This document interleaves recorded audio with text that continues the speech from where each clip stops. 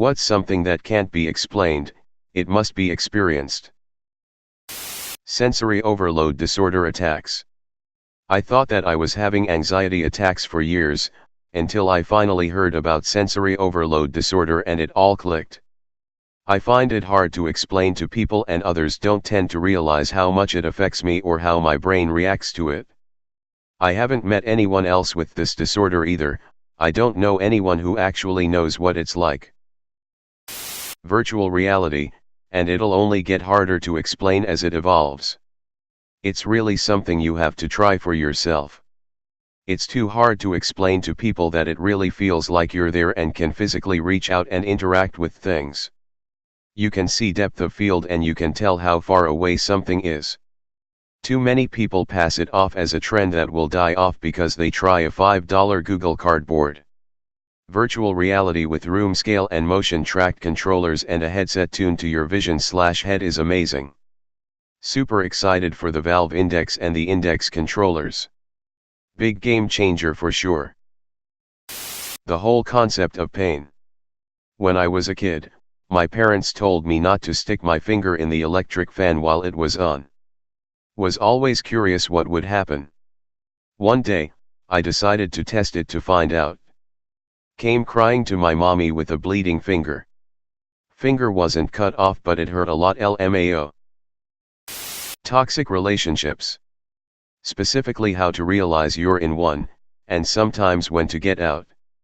Every person I know who's been in a toxic relationship or been the toxic person just refuses to have it explained to them, and this includes myself.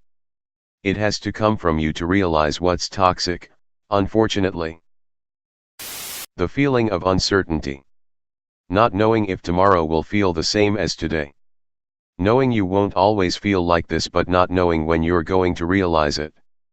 Not knowing if what you're feeling is the same as other people, i.e. being in pain, but not knowing if pain is what others are feeling as pain. I'm pretty religious, so if you don't like that kind of stuff, just skip this comment. Kneeling down and praying during adoration or after communion. I just feel this peace and love fill me, but it just can't be explained. The closest I can come to is just floating on a lake and being surrounded by warmth. You can just feel warmth creeping into your bones. Time just seems to melt away and everything outside of this just becomes irrelevant. It is like pure and utter bliss. I could just stay that way forever. It just refreshes me and feels amazing. When you fall for a terrible person and gloss over all of their flaws. Doesn't matter how hard your friends try to explain. Getting old. It just plain sucks and nothing can prepare you for it. Your body starts doing weird shit. Everything hurts. Your brain starts going and you actually can recognize it, but damn, it just is depressing. People look at me funny when I say this, but combat. After I returned from overseas, people would ask me what it was like, but I honestly couldn't explain it in a way that they could really understand. The risks far outweighed the rewards, but I gather that if you talk to a lot of veterans who saw combat, many of them will look upon it almost fondly. There's nothing like it. No amount of skydiving or other extreme sports come close to the exhilaration and rush of being shot at and returning fire.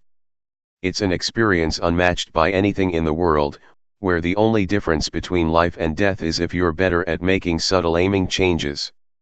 Sounds bloodthirsty, and I'm not saying it's a fun thing to kill people or see others get killed. It's just one of those things that you have to experience to really understand what I'm talking about. Finally feeling like you are an adult. The best I can say is it does happen, and it happens after the time you get the no one knows anything epiphany, and it doesn't happen for everyone. But once you get there, you know. It's like a general comfort and confidence, but those words mean nothing unless you've experienced what I'm trying to describe. ADHD. You can tell people how you feel and how your brain works, but it's usually met by "oh, I do that sometimes, maybe I have it." Or an awkward laugh and a blank stare because they can't relate. How on earth do I explain the panic attacks, loss of focus, the feeling of spiraling, the loneliness, the hyperfocus, rejection sensitivity, heightened feelings, Like I really wish I didn't feel my feelings so deeply, etc. It's very hard to explain, and my fiancé is still dealing with trying to understand all sides to it. There's also the desperate feeling of wanting to be normal, and trying to tell myself there's nothing wrong with me. Being a parent. You've spent your whole life as half of a parent-child relationship and you think you've got it worked out. Hell, you even have a dog and there's that relationship. But nothing prepares you for the amount of love, the I would happily die to protect this creature, and the responsibility. It's amazing and you just don't get it until it happens to you. At least I didn't. I can't think of any experiences that can really be explained with words. Try explaining the taste of a banana. Try explaining the color red. Try explaining an itch. Try explaining jealousy. Try explaining the sound of a piano. Words can never explain experience. They can only serve as pointers. A banana is like, red is like, etc. Physical suffering. Like you've been rucking for days, haven't eaten anything, it's cold, you're wet, what few minutes of sleep you've had has been in short increments spread over days, and there is no end in sight. Really puts everything else in life in a different perspective.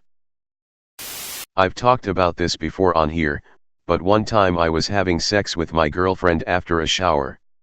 I had water stuck in my ear from it, and when I came my ear popped at the same time. The combination of those two feeling together is difficult to actually describe, but just as difficult to experience. Trust me, I've tried to have it happen again, but have not been successful.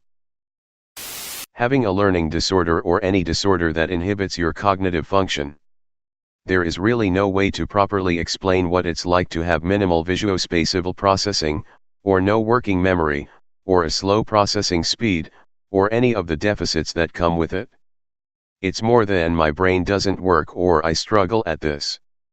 The best way I can try to explain something like the lack of visuospatial skills is to ask someone how many meters away an object is, but even then, it's not a complete comparison.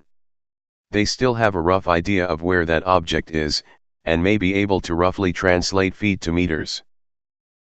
What it's like to have a wife, kids, house, car payments, job, no financial aid of any kind, and get an engineering degree at the same time. It's sort of like baseball in that you fail all of those things to some degree. You just try to keep things afloat until one of them ends, hopefully school. You can read that and maybe experience something similar, but no one, even those closest to me, have really understood what that's like. Why are you tired all of the time? Because I don't start my 3 to 6 hours of studying until 9 p.m. when the kids are asleep. I then wake up at 5:30 to get to class on time. I live an hour from classes. Why are you late to work? Because my exam ran over and I didn't want to fail. Why didn't you come to class? Because I had to work to make enough money to keep my car and home while feeding my kids. Why are you so hungry? Because I chose to pay the electric bill instead of eating for a few days. I still don't feel like I graduated, like someone is going to pop up and say giving me my diploma was a mistake. I don't and didn't expect others to bend the rules for me or give me special treatment, but everyone near me knew what I had in my plate but never fully treated me like I was doing as much as I was. I don't think you can understand it unless you've gone through it, so there isn't a way to explain it to people. Being in a subpar marriage and wanting a divorce, but not quite able to leave. It's a catch-22 of loneliness and vulnerability versus irritation and unsatisfied. I have 2 roommates who are in this. They are very low-key and chill, but they're not gonna make it. But they're also not gonna leave. So what is it? I relate to her deeply, but I understand him. They're not abusive, insane, or disabled. They're just bored as hell. It's also awkward for me because I'm not sure where that puts me when they decide what to do in several years or something crazy. I'll basically be stuck because this is the best that I can do as a young, single lady.